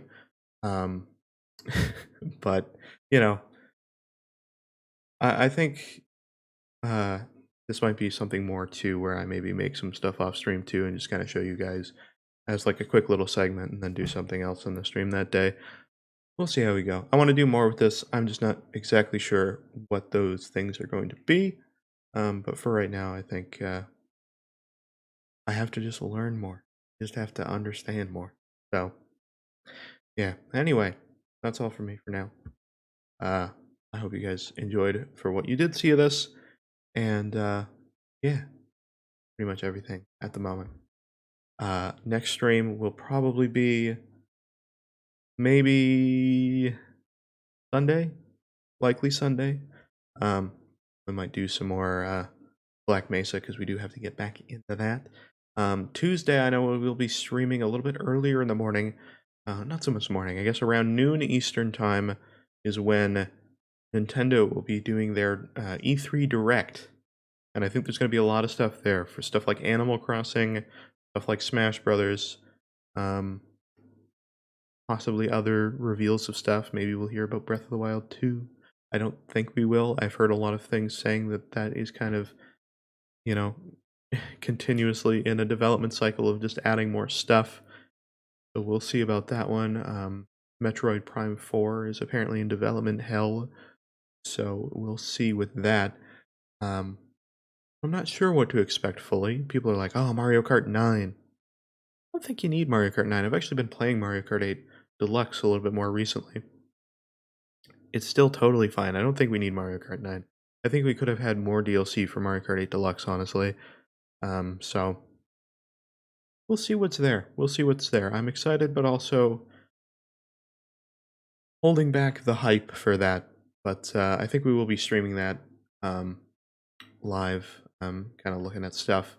So if you want to hang out, watch some stuff on the Nintendo Direct, I will be here streaming that noon Eastern time. Fun stuff. I'll probably go live a little bit earlier, probably around 11:30 Eastern time on Tuesday. So yeah. Anyway, good stream today, though. That is all for me. I will likely see you Sunday. If not, I will definitely see you Tuesday. But yeah, thanks for coming on by. All for me. See you guys.